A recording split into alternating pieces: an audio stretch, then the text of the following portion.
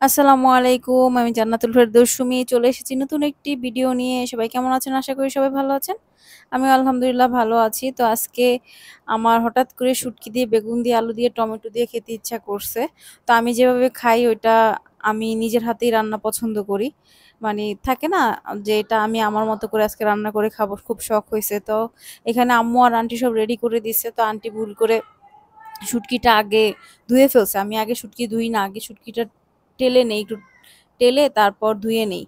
তো এখানে যেহেতু আগে ধুয়ে ফেলছে, এখন আর টালা সম্ভব না, তাই তেলে ভেজে নিচ্ছি। এখানে শুটকিটা মচমচা করে একটু তেলে ভেজে তারপর পেঁয়াজ মরিচ ভাজবো আর কি। আমি মোটামুটি রান্না পারি, ওরকম ভালো পারি না। তো মাঝে মাঝে কিছু বিষয় থাকে যে এই জিনিসটা আমার স্টাইলে খেতে ইচ্ছা করছে, আমি জানি না আর কারো আমার মতো হয় কিনা। কিন্তু আমার প্রায় সময় এটা হয় যে এই রান্নাটা আমি আমার মতো করে খাবো, এই রান্নাটা আমি এভাবে এভাবে মশলা দিব, এতটুকু এতটুকু ঝাল দিব, এতটুকু হলুদ দিব, এভাবে খাবো। একটু হলুদ বেশি দিব, একটু হলুদ কম দিব। এই এই ইচ্ছা হয় আমার মাঝে মাঝেই। মানে খেতে ইচ্ছা করলে অনেক সময় নিজের হাতে খেতে ইচ্ছা করে। তো এইখানে অগোছালো ভাবেই চলে আসছি ঘুম থেকে উঠে যে আজকে দুপুরে লাঞ্চ করবো এটা দিয়ে। তো নাস্তা করি, সাথে সাথে দেখি আন্টি সব রেডি করে রাখছে, আম্মু বাজার থেকে সব নিয়ে আসছে, যা যা বলছিলাম আন্টিও সব রেডি করে রাখছে। তো এখানে পেঁয়াজ মরিচ ভেজে হালকা হলুদ, মানে একটু হলুদটা একটু বেশি দিয়েছি, কারণ কালার হলে আমার কাছে ভালো লাগে। এই শুটকিটা দিয়ে যখন ভাতটা মাখানো হয়, ভাতটা একদম হলুদ হয়ে যাবে, ওই খাবারটা খেতে আমার কাছে খুব ভালো লাগে। সব কিছুতে না, শুধু শুটকি বেগুন আলুর ক্ষেত্রে আমি আর কি একটু হলুদটা বেশি দিই। তো এইখানে টমেটো দিয়ে সুন্দর করে কষায় নিব। একেকজনের রান্নার স্টাইল এরকম, একেক রকম। তো আমার চেয়ে আরো ভালো, ভালো রাঁধুনিরা আছেন। প্লিজ আমার ভুল ধরবেন না। আমি মানে আহামরি অত ভালো রান্না করতে পারি না। তবে আমার শুটকি আমার হাতে মানে এভাবে খেতে ভালো লাগে। আবার আম্মুর হাতে শুটকি ভুনা পছন্দ, আন্টির হাতের শুটকি ভুনা পছন্দ, ভর্তা পছন্দ। কিন্তু আমার বেগুন আলু দিয়ে শুটকিটা এভাবেই খেতে ভালো লাগে, আর আমি এটা নিজে হাতেই রান্না করতে পছন্দ করি।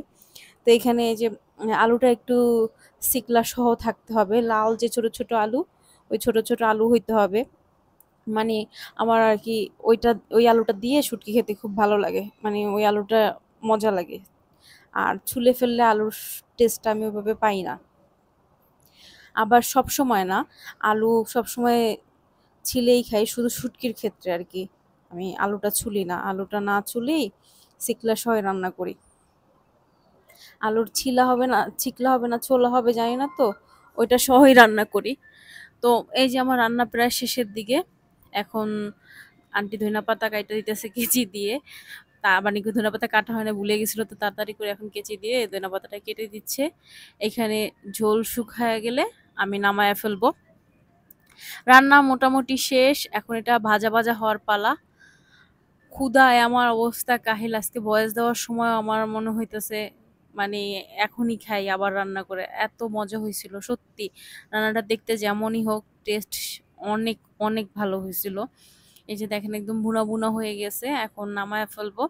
তারপর কি যে পরিবেশন করব, গরম গরম খাবো। আজকের ব্লগ এই পর্যন্ত। সবাই ভালো থাকবেন, সুস্থ থাকবেন, আল্লাহ হাফেজ।